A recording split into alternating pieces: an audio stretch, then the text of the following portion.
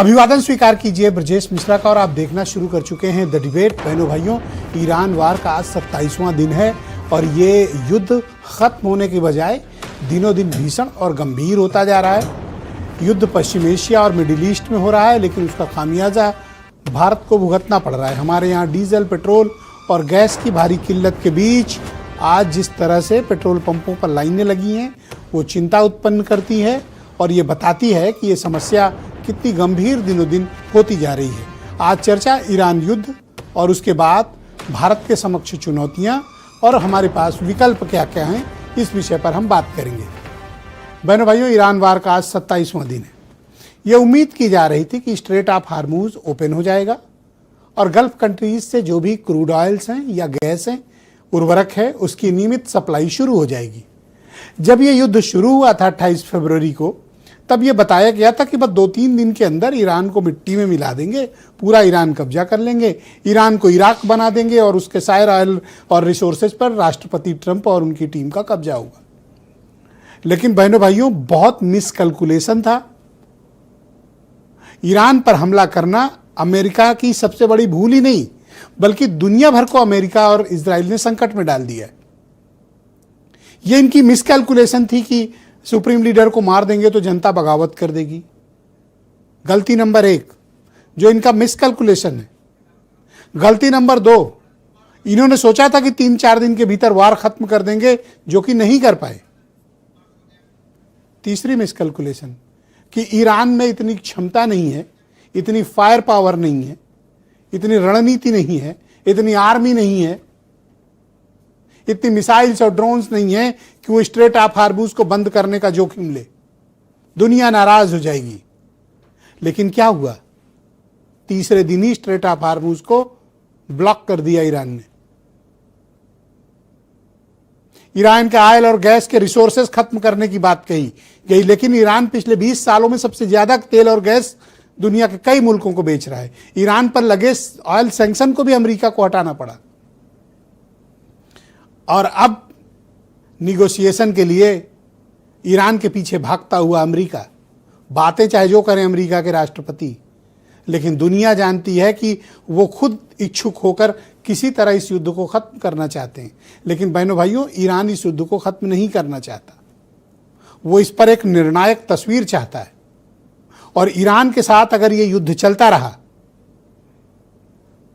तो जैसा कि हमारे प्रधानमंत्री ने लोकसभा के भीतर कहा, राज्यसभा के भीतर कहा कि इसका इंपैक्ट कोविड महामारी जैसा होगा, और बात सही भी है। भारत अपनी ऊर्जा जरूरतों का 85% दूसरे मुल्कों पर निर्भर है और हमारे यहां खपत में इस्तेमाल होने वाली 60 से 65% एलपीजी, एलएनजी और पीएनजी, जितने भी तरह की हमारे पास ज्वलनशील गैसें हैं जो हमारे कुकिंग, इंडस्ट्रियल या कमर्शियल सेक्टर्स में यूज होती हैं, वो सब बाहर से आती हैं और उसका भी 90% हिस्सा मिडिल ईस्ट से आता है और उसमें भी सर्वाधिक शेयर कतर का है। तेल हमारा इराक से आता है और अगर स्ट्रेट ऑफ हार्मूज बंद है, किसी तरह हम 3-4 टैंकर निकाल पाए हैं 27 दिन में, तो हमारे यहां अब क्रूड ऑयल का भी संकट आने वाले दिनों में है। शायद यही वजह है कि आपको देश भर के पेट्रोल पंपों में लंबी लाइनें लगी हैं। बेतहाशा लोग गाड़ियां लिए पेट्रोल पंपों पे लाइन लगाए हैं। सरकार फरियाद पे फरियाद कर रही है, गुहार लगा रही है, निवेदन कर रही है कि कृपया पैनिक बाइंग ना करें। लेकिन जनता के दिमाग में जब ये बात आ गई कि प्रधानमंत्री खुद इस संकट की तुलना कोविड से कर रहे हैं, तो लोगों के समक्ष इस बात का पैनिक होना स्वाभाविक था। और उसमें भी कई पेट्रोल पंप वालों ने ऑयल उपलब्ध न होने के बोर्ड लगा दिए, उससे पैनिक और फैल गया। आज भी कमर्शियल सिलेंडर्स अवेलेबल नहीं है। डोमेस्टिक कंजम्पशन में जो भी सिलेंडर्स अवेलेबल हैं, वो हमारी मांग का सिर्फ 30-40% है। तो एक बात तो साफ है, जो पढ़े लिखे लोग हैं, समझदार लोग हैं, इस बात को जानते हैं कि ये क्राइसिस कोई ऐसा नहीं कि भारत सरकार ने रखा है और आपको नहीं दे रही, पीछे से आ रही सप्लाई ही कट गई है। तो जब तक ये युद्ध खत्म नहीं होगा, मिडिल ईस्ट और पश्चिम एशिया में शांति बहाली नहीं होगी, ऑयल और gas field normal production capacity में नहीं चले जाएंगे, स्थितियां पहले 28 फरवरी के पहले जैसी नहीं होंगी, तब तक ये सामान्य स्थिति नहीं होने वाली। तो समझदारी इस बात में है कि सभी लोग संयम के साथ काम लें, सरकार भी और जनता भी, क्योंकि इस संकट काल में यह बात स्पष्ट हो गई है। हालांकि यह संकट यूरोप के लिए नहीं है, यह संकट अमेरिका के लिए नहीं है, यह संकट पूर्वी एशिया के देशों में नहीं है, क्योंकि उन्होंने अपनी ऑयल और ऊर्जा जरूरतों को डाइवर्सिफाइड कर रखा था।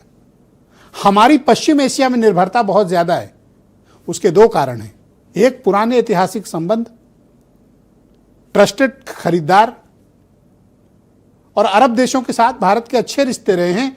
कैसी भी स्थिति रही हो, इस तरह से सप्लाई लाइन नहीं कटी, यहां तक कि इराक वार के दौरान भी। लेकिन अब जब ईरान को यह लगा कि अब यह उनके एग्जिस्टेंस का सवाल है, तो उन्होंने फिर स्ट्रेट ऑफ हार्मुज ब्लॉक और अरब मुल्कों पर हमले। बहनों भाइयों, इसमें कोई दो राय नहीं है कि दुनिया भर में हालात बहुत खराब हैं। ऊर्जा जरूरतें सिर्फ भारत की नहीं, दुनिया भर की हैं। बाकियों के पास वैकल्पिक इंतजाम हैं, पर हमारी जो डिपेंडेंसी पश्चिम एशिया पे थी, उस कारण हमें उसका खामियाजा भुगतना पड़ रहा है।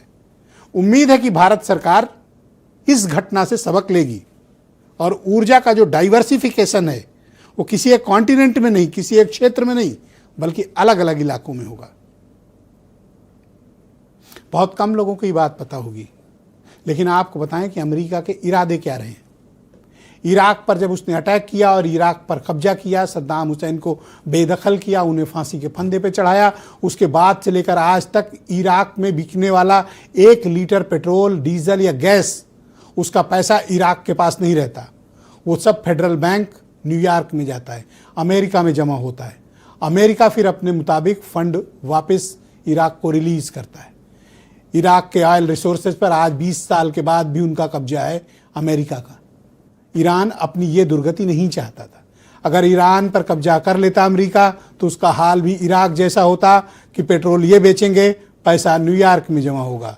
तो ये लड़ाई कोई छोटी मोटी नहीं है बहनों भाइयों, बहुत बड़ी निर्णायक लड़ाई है। और भारत की ऊर्जा जरूरतें अभी तत्काल में 100 की 100% पूरी हो जाएं, ये बहुत मुश्किल है, कठिन है, क्योंकि हमारे पास सप्लाई लाइन ना तो साउथ अमेरिका से खुली है अभी, ना अमेरिका से खुली है, ना हमारे पास नॉर्वे ने अभी तक गैस भेजने का कंफर्मेशन दिया है।